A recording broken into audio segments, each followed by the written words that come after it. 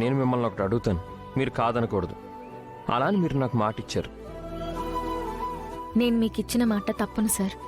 మీకేం కావాలో చెప్పండి. నాకేం వద్దండి. నేను మీకు ఒకటి ఇస్తాను, అది మీరు తీసుకోవాలి. ఏంటి సార్ అది?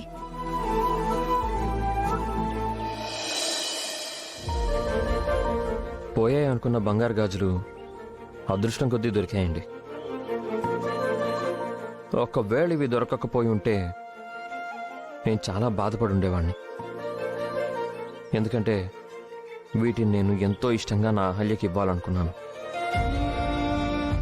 అలాంటి గాజులు పోతే నాకు బాధగానే ఉంటుంది కదండి. మీకు తెలియదు మీరా గారు, ఇంతకుముందు సీమంతం కోసమని నా అహల్య కోసం నేను గాజులు కొన్నాను.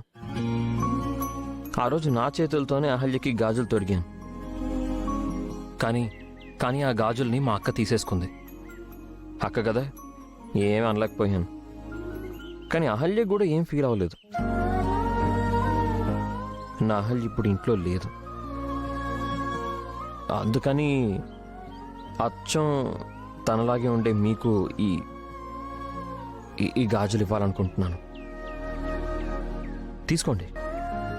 మీ భార్య కోసం కొన్న గాజులు నాకెందుకు సార్? నా భార్య అహల్య ఉంటే ఏం చేసేదో మీరు కూడా అదే చేశారు.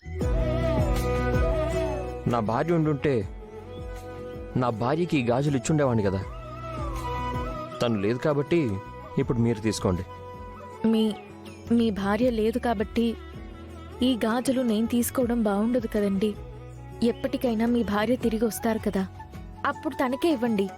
అహల్య తిరిగి వచ్చిన తర్వాత కావాలంటే తనకు వేరే గాజులు కొనిస్తాను. ఇప్పుడైతే మీరు ఇవి తీసుకోండి. వద్దు సార్.